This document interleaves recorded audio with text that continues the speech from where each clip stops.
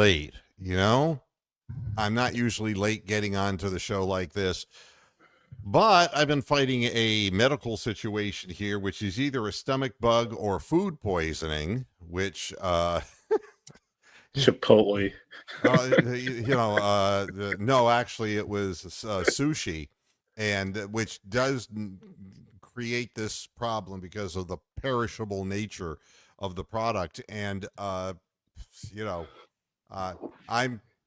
in my estimation, I would say that I'm food poisoned. But at any rate, talk to my doctor. That's why I was late getting on the program, just to make sure that everything is okay. And I also wanted to. I'm still checking my audio because this thing is Fading away. Yeah, I can't get this to function the way that I want to, and it's aggravating. So bear with me as I go through all of this now, and see if where my input. Oh, this is ridiculous. Has my volume dropped tremendously? Yeah, your volume's dropped. I don't know what my volume is doing, if anything, but Yeah, I can barely hear you. Yeah, at this point, I have a microphone that's. So I don't know if it's even worth doing a program like this. As long as you're right into the microphone, then we can hear you. And I'm not hearing myself in my headset for shit. Huh. Are you hearing me? I can hear you, but I have to turn you up to hear you. Yeah, you see this when I unplug the mic and I mean, people have to turn you up, then I must be coming through awfully loud. But there's nobody here to care about it anyway, I guess.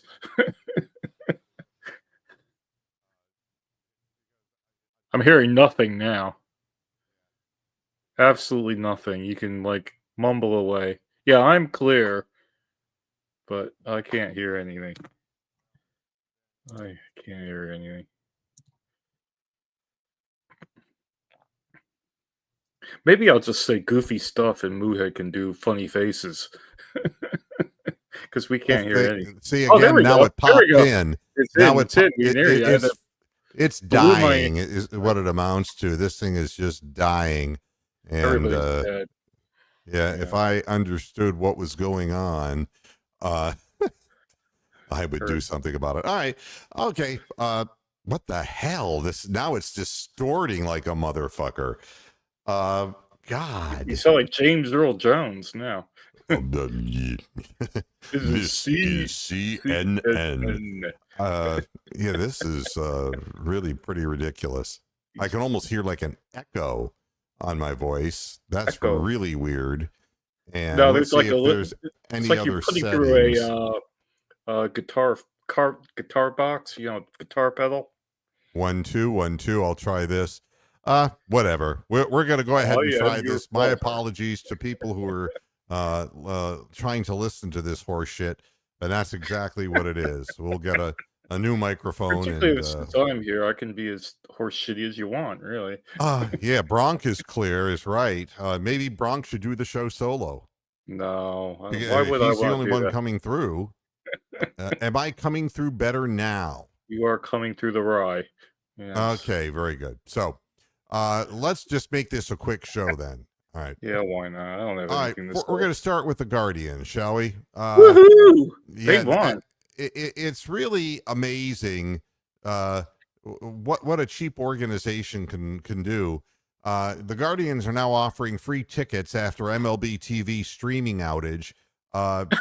Did they really? Oh, yeah. In an email to fans, the Guardians apologized to Guardians TV subscribers for the inconvenience to your first game viewing experience. Isn't that the way we knew it would start out? I watched the Royals feed, so I was good. I didn't miss anything. I didn't have any feed because the bookies aren't picking up the feeds because nobody cares about baseball over here. So I didn't see it. Hey, Brian Mathis, chances are, though you wear a silly grin. Oh, enough of that. King Cole. Yeah. For the inconvenience to your first game viewing experience. It wasn't working. Okay. Well, We recognize, despite the excitement for the start of the Guardian season and the debut of ClevelandGuardians.tv, had some technical issues early in yesterday's game. There is an outage impacting live games from across the league that was resolved as yeah, soon as possible. not our fault. According to Down Detector, the reporters of outages spiked to 23,000 at 11 minutes Woo! after 4. That shows you how many people are watching the damn thing. That is nobody. Yeah, well, it's all Mickey Mouse, and and I had a flawless stream from FanDuel, Kansas City, in that area. So Wow. that I was able to get, so I got to see the game. So that was good. Yeah, I even made a bet on the game, but turned out there wasn't any stream to watch. So I'm not going to be doing that anymore. So, Yeah, Rick May is saying what everyone's saying. This is the new Clase. we should Clase. trade him for Jimenez and get Jimenez back because Clase's done. He obviously he was He's throwing done. 97, but He they're was just throwing whacking batting everything. practice at No 99. movement. Yeah, There's no movement on the 99, pitch. 99 miles per hour batting practice, man. You can't throw that. Yeah, and it is unfortunate. So, but it was an interesting game because Kansas City really They had fucked up. more than its fair share of Oh, opportunities to oh, win God. this thing. They fucked up, man. It was horrible. The base blunder was unbelievable. You've got men on first and third, and Yeah, nobody out. yeah, and they literally ran themselves out of the inning. And so Hunter Gaddis got off, that was the 8th inning, I think, wasn't it? that was the 8th inning. And he was on the ropes and ready to cave. And then the Guardians took the lead. And then the next thing you know, it's Clase in there doing his late game non-heroics. And they were contacting everything that he threw. He wasn't throwing balls by people, and he was and his placement of the ball was not great, his location. So but that was a gift. And the people in Kansas City must be shaking their heads like, God, they were trying to give us this game and we wouldn't take it. But no, that is true, Rick. That's something that the Maniacta the Indians would have done. I was going to ask for his opinion on that because oh my God, I've seen that all the time. It's like, I tried to teach them. You go from second to third. You don't round second in the middle of a rundown. You don't do it. Yeah, well, unfortunately, that's exactly what they did, and it cost them in the worst possible way. As far as the Guardians were concerned, you know that Stephen Kwan is handy with a bat. You know that, but the story was all about Kyle Manzardo. There is no way in God's creation. I mean, can you imagine last year facing a left-handed pitcher? Yeah, and they walked Carlos Santana. They walked a 39-year-old man to get to Manzardo because he can't hit left-handers, even though he hit the previous left-hander. Reagan's, is that his name? Yeah, the Cy Young candidate. Yeah, he hit him, and couple breaking balls snapped over the plate, and he didn't. He looked like he was maybe looking fastball, and then that why they. I can't understand this. The Kansas City Royals. You have a guy down 2 strikes, and you're throwing him breaking balls and a lefty on lefty. You waste a pitch. You waste a pitch. You don't go into the middle of the plate. You take a fastball. You show him something just to see if he gets excited and swings at something out of the zone. But this year's Manzardo so far looked a little more mature, and he wasn't really he waited back on that breaking ball and he just rocked it down the right field line. His home run was a thing of majestic that was beauty. the video on that was unbelievable. It splashed in the water. Yeah, I mean, that was a high arcing home run. I mean, and that thing went 422 feet to right center. Yeah, and easily. Yeah, and this is not the time of the year where the ball carries all that well, but he obviously has a good amount of power. It wasn't like the home runs that John Kenzie Noel would hit. This thing just kind of came off the bat and just kept going. So that was nice to see, because we've got to figure out a way to drive in runs. This team is going to be a little run bit challenged. Yeah, well, absolutely. I saw the fact that their Cy Young pitcher was like pitching against us, and that our pitcher had been sick. So I'm thinking, like, well, if I make a bet and there's a stream, then I can watch it. So I actually took Kansas City and -2.5. So I was feeling pretty smug when the Royals were up 3-0, and then I tried to go in and cash out, and it wouldn't let me. But anyway, yeah. So I'm not going to be watching a lot of games because there's no streams here. I can listen to WTAM on an app, and that's what I did. Yeah, and poor Terry Francona. My goodness, what's happened to him? Well, welcome to Cincinnati. 12 hours before the game, basically, emergency dental work that had to be done. Ooh, that's gotta hurt. And then winning 4-2 or 3-2, and they give up 4 runs in the 9th inning. No. Yeah, I mean, well,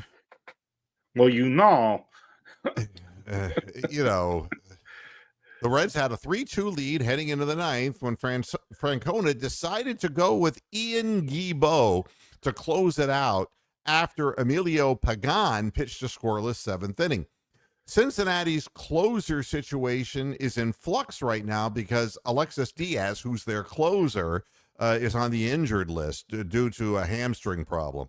So with runners at the corners and 2 out, Patrick Bailey, whoever the fuck that is, got a base hit to right center, tied it at 3-all before Wilmer Flores, whoever the fuck that is, name. drove a hanging sweeper into the left field stands to put the Giants on top.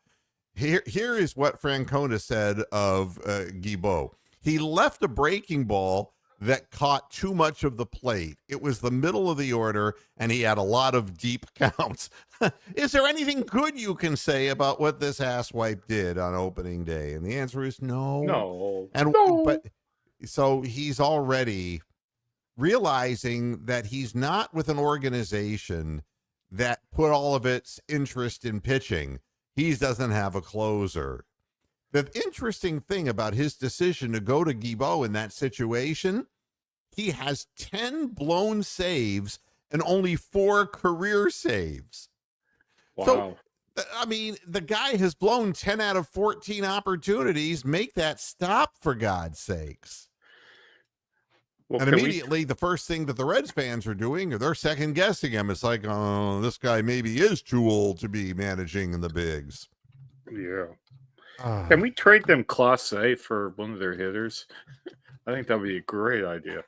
Yeah, well, I mean, at this point, you just you do whatever you can do, and you hope that Clase finds. The thing that concerns me is it wasn't just that he was wild; they were on everything he was throwing. I mean, and he has been a really good ground ball / strikeout closer, and they were hitting the ball. Even the last out of the game was allowed out to the right field warning track that Noel had to track down in the sun. So crazy. Yeah, it's and then we ended up putting in Seward or Seward. I don't know. I had no idea who he was. Well, you're not going to know for long because it's really not that important. But now, I wanted to do a little thing about the worst basketball call, and I don't have it because I was going to look it up before the program, but then I had to talk to my doctor and all that. But the worst call I ever saw and heard, and no, it's not Andre Knott, and that was the beauty of listening to the Kansas City broadcast, is that Oh God, you don't have any of those clowns. yeah, Underwood I and swear to God, Manning. I could They're swear I good. heard Andre Knott in the background going, "I'm here, I'm here, I'm here," you know. But just the non sequiturs and the conversations that go nowhere with that guy is enough to drive me up a wall. At any rate, be that as it may, the this call was the worst call. It was the Chicago Bulls and the Lakers, right? Okay. And it was the Chicago Bulls broadcast team, and whoever their guy is.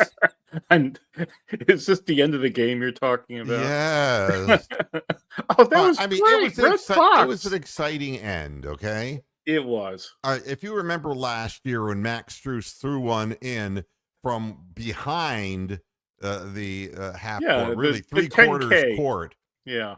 That was like incredibly exciting. Well, Yep. in this case, Josh Giddey, who can't shoot a three to save his soul, the ball ends up in his hand, right around the midcourt line, just slightly behind the midcourt line, and he fired up a 47-footer, and LeBron had his arm out, and he just put it up over him and made it. I mean, it was a 1 in a million thing, and it was exciting.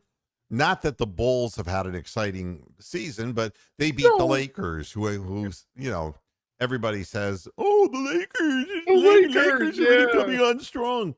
Yeah. The Lakers lost to the Bulls, but the announcer was yelling. He was. Did you hear this call? Yes, I did. Yes, I did. And his comment was, "This is gonna be." I can't do it because my voice, but this is going to be one of those moments that's going to be seen through history, future generations. It's like, what the fuck are you talking about? I mean, no, the types of things that will be seen forever would be like, for Cleveland fans, Michael Jordan shooting over Craig Elo, getting there, hanging in the air and ending a series, right? Or or Christian Laettner, in the NCAA. Those are the types of things. But it's a meaningless game. And it's Josh fucking Giddey, for God's sakes. Let's not get giddy about this.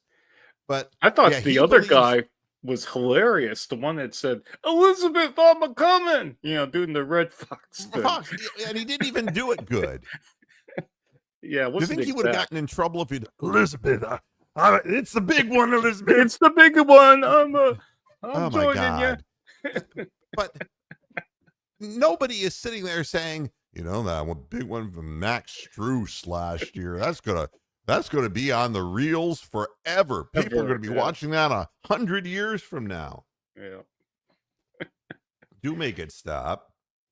And if that's all over the internet, people have not seen it yet. You will, just. And we've got a hammer time in. Hi, Jim. Hey, I was sitting there waiting while you were having your own technical difficulties. Obviously, You're sponsored by MLB TV now. Is that how that works? Oh my God! Fan. So here in Columbus, the big deal was, is it going to get picked up by cable? Is it going to get picked up by cable? Like Armstrong, somewhere around somewhere between 8 and 10 o'clock on Wednesday night, it was finally announced that CLEG is going to be on Spectrum, and it's going to be on channel 1306, and everybody's like, "Oh, what?" I'm glad they squeezed it in there somewhere. Well, it ended up in 306 as well, which is where it used to be when it was FanDuel or Bally's or whatever the hell it's been. So anyway, the game at least was on, but I was busy doing stuff. So yeah, but it was nice. And the fact that they came back and did that. But honestly, that play should go down in history. That was so beautiful. I'm sitting there and I end up getting home in time to watch the replay, and I didn't have any idea what the final score was. And I'm watching this, and my wife comes out and says, "Oh, this is not a good inning." And I'm like, "Oh, well, shit. Should I just go?" She said, "No, stay. It's worth staying for." And all of a sudden, I'm like, "Oh, holy crap! How dumb are we?" I'm like, that looked like Little League baseball there. Yeah, I was so, oh my goodness. That was a beautiful bad thing. Teams And then bad teams. I mean, and when they traded for Manzo, that was a big, like, they were really high on him, and I think the rest of us were like, who, what, where, and he's been okay. He's been an adequate kind of guy. So maybe this is his year, or maybe he has a really good week. Yeah, exactly. We've seen this before in April, like Gomer Hodge and all these people. Yeah, you saw that Jimenez hit a home run in his first game in Toronto. Yeah, Jimenez. that was. Well, you remember who was leading Major League Baseball in batting average at the All-Star break and didn't end up anywhere close to 300 before it was all over. So, and 162 games is a long season. Oh, well, yeah. I mean, obviously, we know who the best hitters on the team are, and it's not Gabriel Arias either, who did get a hit, but by God, he hit it into a double play and didn't even bother running it out. I don't understand why he's on the field. They have something with Juan Brito that I think they really want to do something with him, but he just seemed to, like, I don't know what it was. I mean, he was all world in Akron and he looked good here. So, but whatever. Yeah. And Captain Fierce, you're right. It is happen. Really difficult. It is the most ridiculous. I mean, the NBA is such that all of the talking heads are just, jizzing all over the Celtics, the Lakers, the Knicks. And it's like that every fucking year, over and over and over again. And so they get you just by constantly coming at you. Yeah. But in baseball, just the sheer ability to spend money on talent. And that the Soto was struck out to end the game. That's what that was what the headlines were about. It's like the mighty Casey struck out. It's like, do I need this in my life? And I understand people who are not Major League Baseball fans. I'm not a huge baseball fan. I just feel that the effort that the Guardians gave last year, it warrants keeping an eye on them. And if I don't have to have Underwood and Manning and Andre Knott in my life, how much is better? It's just the opposite. When I watch the Cavaliers, I want, John Michael, I want our broadcast team, because that's part of the excitement of the call. And when I listen to other teams' announcers, some of them are pretty good, and some of them are such homers that it's like, I don't want to listen to this shit. So I'm always listening, trying to get the FanDuel Ohio feed for the Cavaliers. And the Cavaliers did win in the end against the Spurs, by God. It didn't look like it there for a minute. We got the good-sized lead, and they just pissed it away. And the referees, once again, just getting involved in a way that it's ruining the viewing experience when, I understand that they want to check the craft of their work. And you have not only coaches challenges, but they want to go back and look at things. But it just, there's no rhythm to the game. And so you end up with players who are not at all happy with a situation where they're cooling off, so to speak. And it's stop, start in the critical moments of the game. The game itself was what you'd expect, I suppose, when you're watching the Spurs without Wemby and watching a 39-year-old Chris Paul bricking things up there. I mean, neither team played particularly well. The fact that it was a home game carried us over. We put out energy at the end of the game. The Cavaliers look very, very tired to me, coming off of that West Coast road trip. They and now they have to play a back-to-back. If you haven't read, Ty Jerome for the second game in a row will not be out there. Spruce is out. I'm sorry? Spruce is out tonight. Spruce also, there was something with an ankle, and I didn't see that happen. Well, I think Merrill is starting, and he got hit in the head twice in like 10 seconds last night and never got a call on it. Well, so. I think that there was a lot of that. The thing that really threw me for a loop was how you could toss Tristan Thompson, which I think they were doing us a favor personally. I thought it was a good call, the flagrant too. Brad Doherty was going on about how Thompson wasn't looking at him, but my God, you can tell when there's somebody in their periphery and give him a nice little elbow right in the fucking temple. I mean, if you're going to selectively call it on somebody who is a 39-year-old bench player, but Sengun, who did far worse multiple times in a single game against the Cavaliers for Houston, doesn't get a single call that way, it's horseshit. There's no consistency to what they're doing. And, there's a rookie on that San Antonio team named Castle, who is really the prime candidate. The real deal, yeah. And he's got a lot of length. He's got a lot of talent. But he was going to the basket and getting hammered and wasn't getting a single call because, you haven't earned your wings yet, young man. And, and on the other side of it, Tyson could, our bench guys won't get a call. Yep. And Donovan Mitchell will get a call.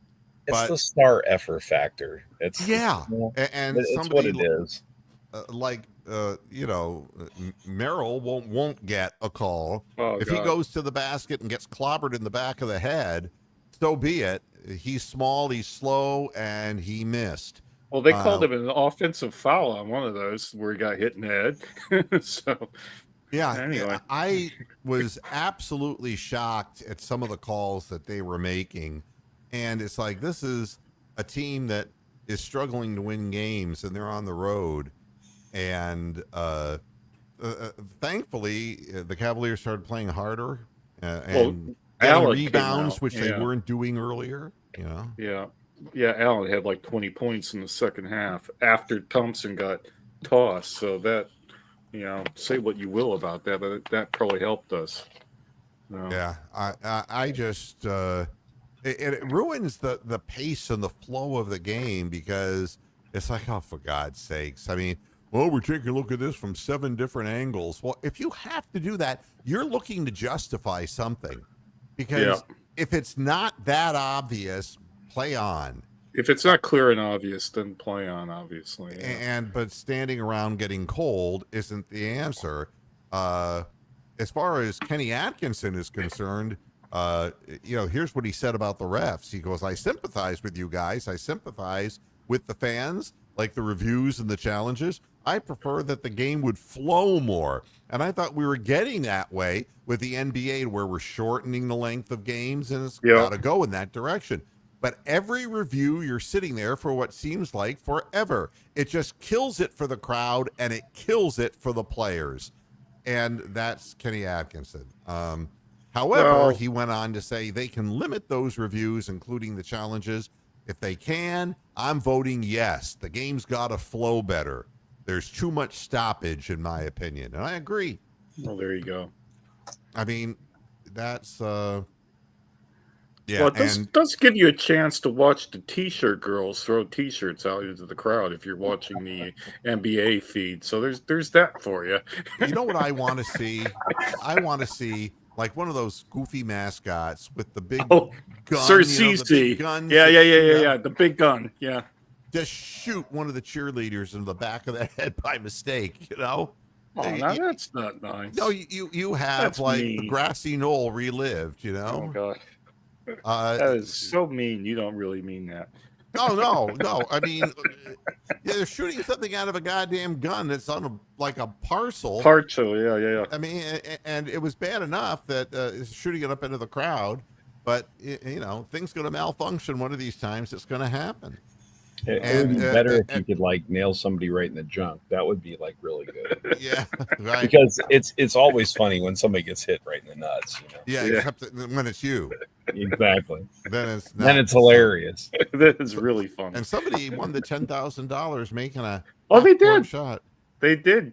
They had 6 people doing it, and the third person bounded in, man. The third guy made the shot, and then he starts dancing around, wouldn't let the other one shoot. Get the fuck out of there! Let him shoot. You know.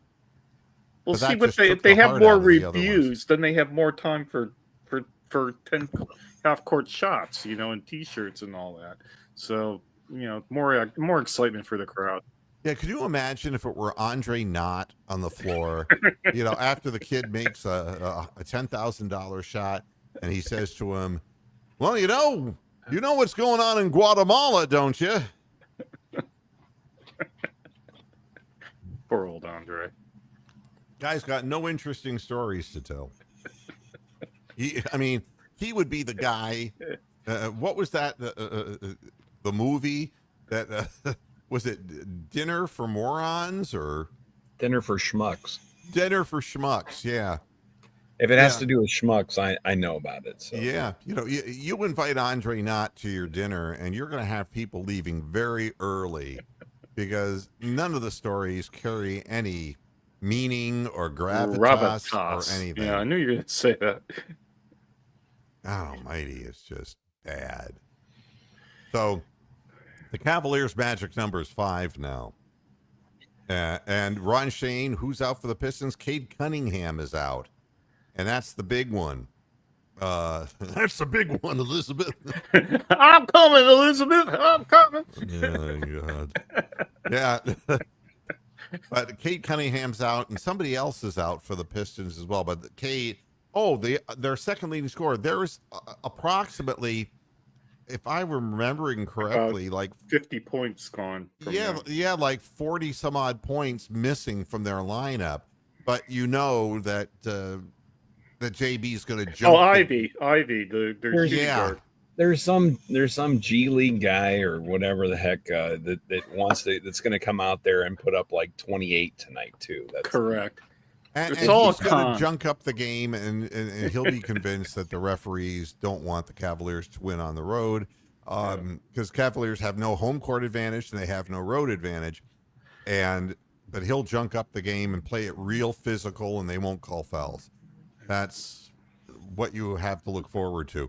But Cade Cunningham doesn't really scare me. He's good when he goes to the basket, but when he's from a distance, you know, and they're saying that this is going to be, you know, a guy who's going for the MVP award. No. And it's like, you know, his shooting percentages are too low. No. He's one of those guys. He has a lot of physical talent, but he needs to do what LeBron James did, which is you in the offseason, you got to work on your shot like Evan Mobley did. You got to work on your shot. The NBA is always going to be about scoring points, folks. The pace of the game is such, you're going to get opportunities. 3-point shots are part of the game. And if you can't do it, you're going to have a real problem on your hands. So, Cade Cunningham, it's great if you can go to the basket. You know, a guy like SGA, you know, in Oklahoma City, he can make threes. He can get into the paint. He can do all kinds of things. He's 6'6". He can do the fadeaway. He can do it all. He is fun. And even though I don't like, you know, Tatum, you know, I don't like the Celtics, but he's something else too. Oh yeah. I mean, I wish he wouldn't do the forearm push off. He doesn't need to do that, but that's part of his rhythm, I think, in order to get that fade shot. Last time we played and he did that, he got called for it. So yeah, one time, you know, before, but yeah, but it was money time. That was the good part about it. It mattered when it happened. You know, right now, 12-1. They're 12-1, the Celtics, in their last 13. Yeah. So even though our magic number is 5, they're only 5 games behind us, and they're not losing right now. And I don't know what their schedule looks like, but it can't be as bad as ours been this last stretch of playing over and over and over again. this is going to be a very tough game. I don't expect Cleveland to win tonight. I really don't. Wow. Not because I think the Pistons are better than we are, but I just think at what point do your legs just give out? Sam Merrill has done a nice job starting and playing good defense too. It's down to him, man, tonight. You know, he's got to hit some threes. Yeah. What was your thing about Javonte Green and Okoro on the title? Yep. I mean, that's like asking what condiment do you want on your steak, you know? I mean, no, there is a significance to it. Okay, and all right. Isaac Okoro is on the floor because he's a stopper, a defender. But he has lost all confidence in his perimeter shot. So, and when he becomes uncertain, he just eats the ball and throws it to the closest guy to him. And, you don't have to guard him because he's guarding himself emotionally. He's not confident. When they put Javonte Green into that game in the fourth quarter, and I was yelling at the TV for Atkinson to put Javonte Green in the game, not because I think that Javonte Green has more athletic skill, but he's seasoned and he's proven that he can play some tough minutes. Yeah. He came out on the floor, got some big steals, hustle plays, knocked down a three that damn well that Okoro wouldn't have shot.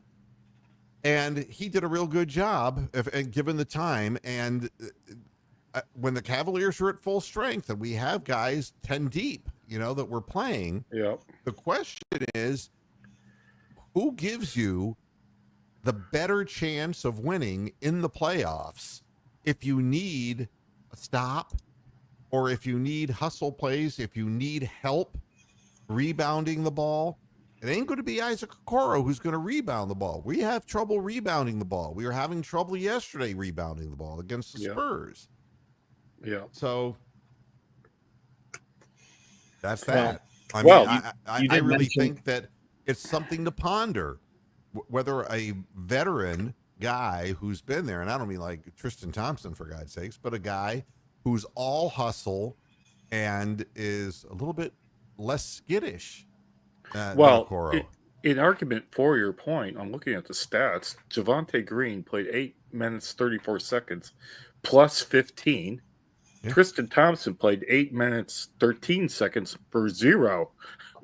So I mean, and Okoro had a plus 10. So Green was plus 15. Okoro was plus 10. But you have the opportunity to choose, and my point is that people have this love affair with Isaac Okoro. Yeah. Nobody else in the league wanted to sign him. Okay. Yeah. And he has he's good to have on an extended roster because he is a guy who can play defense and he has some physicality. He's good when he's going to the basket and finishing with his right hand, but that's about it. He's not at all confident. He has no pull-up whatsoever. All he does is stand behind the arc, and if he's not hitting them, pass it and give it up. And I think Javonte Green just has more experience playing with some good teams. I've never seen him do a floater in all my life. Probably never even had a turd that floated. So anyway, so you asked about the Celtics schedule. So here's a little something. Okay. Tomorrow night they're at San Antonio, team who's currently out of playoffs. And for God's sakes, they're going to win by 25 points. They're at Memphis on Monday. And Memphis fired their coach. Fired their coach. Then they lost. Who did Memphis just lose? They lost a player. Oh God! Oh, now you're testing me. I'm not sure. Unless I'm thinking of a different team. I don't know. No, the biggest thing they've been talking about is getting rid of the coach. But all right. But then so they got Memphis, and then they come back home for 3 match games. They have, which actually is a little bit. They got Miami, Phoenix, and Washington on Wednesday, Friday, Sunday. They're going to win out. Wednesday, Friday, Sunday. They're going to win those. Then they got a back-to-back at New York on Tuesday, at Orlando on Wednesday. Mm. And then they got back-to-back games against Charlotte. One must be the makeup or something. I don't know why you would have probably games. those. So they NBA have a trophy. Friday, Sunday against one of the worst teams in the whole freaking league. So they're playing Charlotte twice, Washington once. Who else do we say sucks? San Antonio. You know, it's just the Suns are out of the playoffs right now, but they're right at the edge. So yeah, they don't really have much of anything there. Have you seen a worse talked up player than LaMelo Ball? Bronny James. That's about it. No. I mean, nobody's saying that. You know, I mean, this guy, he sucks. He's a ball hog. He's constantly trying to fancy dribble and turns the ball over. He makes stupid, boneheaded mistakes. He's a lousy three-point shooter. I'm just trying to figure out what's the excitement about LaMelo Ball. No, he's worse than Trae Young, that's for sure. Yeah, and that's the way I look at it, Rich. I think they're going to win out, and that being the case, the Cavaliers have to win 5 of their last 9 games, and so it goes. And you got the Knicks twice in that stand, plus Indiana twice. Yeah, that's 2 tough games. You bet. You know. So it's going to be a challenge, and the league wants Boston. Believe me. Yeah. They want Boston to have that home court advantage. They'd have a lot. Win. Yeah, they'd have a lot easier path to the playoffs if Boston's number 1.